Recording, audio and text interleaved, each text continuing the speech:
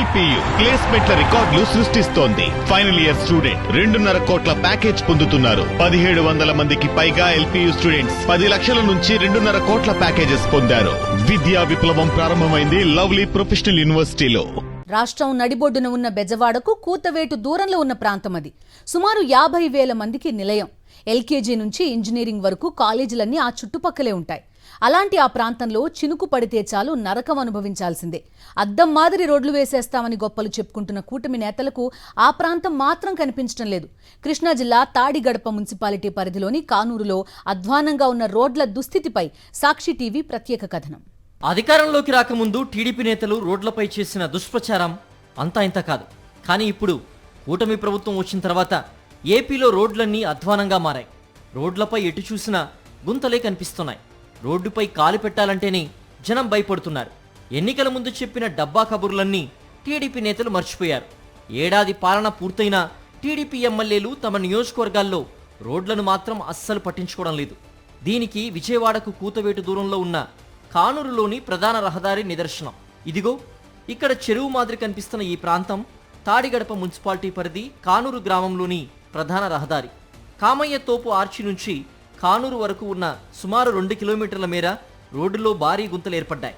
ప్రస్తుతం కురుస్తున్న వర్షాలకు ఈ గుంతలన్నీ పూర్తిగా నిండిపోయి చెరువుల్ని తలపిస్తున్నాయి. విజయవాడకు ఆనుకొని ఉన్న ఈ కానూరు ప్రాంతంలో సుమారు 50,000 మంది నివసిస్తున్నారు. అలాగే దాదాపు 200 వరకు స్కూల్స్, కాలేజీలు, అలాగే ప్రభుత్వ ఆఫీసులు, బహుళ అంతస్తుల భవనాలతో ఓ మినీ సిటీని తలపిస్తూ ఉంటుంది.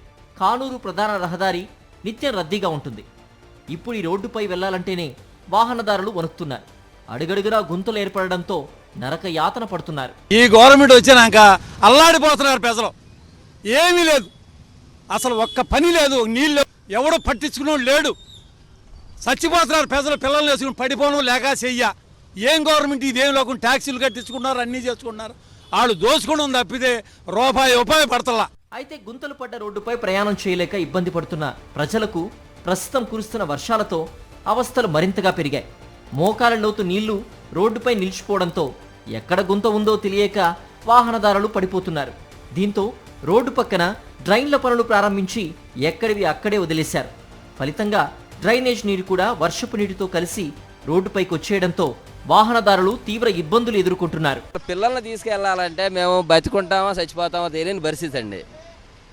మీరు వెనకాల రోడ్లో ఒకసారి చైతన్య రోడ్లో ఒక 2 సార్లు ఇప్పుడు ఆటో ఒకటి పడిపోబోతుంది పిల్లలది. అక్కడ ఉంది, ఇప్పుడు ఇరుక్కుపోయి ఉన్నారు. అసలు ఆ రోడ్లో తప్పుకోవడానికి దారిలేదు సార్. ఈ రోడ్లో అయితే అసలు ఈ రోడ్డు ఇంత మెయిన్ రోడ్డు అందరూ వదిలేసి ఎందుకు తిరుగుతున్నారంటే బతుకుతామో చస్తామో తెలియని పరిస్థితిలో అంత దౌర్భాగ్యంలో ఉన్నాం సార్. మరోవైపు కానూరు ప్రధాన రహదారి వెంబడే అనేక చిన్న పెద్ద విద్యా సంస్థలున్నాయి. అక్కడ చదువుకునే పిల్లలు, స్కూళ్లకు వెళ్లే ఆటోలు, బస్సులు ఈ రోడ్డు మీదనే వెళ్ళాలి.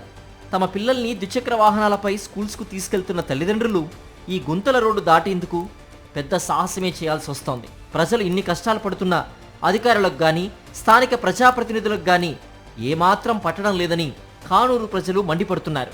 కూటమి ప్రభుత్వం వచ్చినాక ఈ రోడ్లన్నీ కూడా ఏదో సగం వేసాము అది ఇదని చెప్పని అంటున్నారు. మేమైతే మటుకు ఈ సంవత్సర కాలంలోనే మా ఊరికి దౌర్భాగ్యం చూస్తున్నామండి.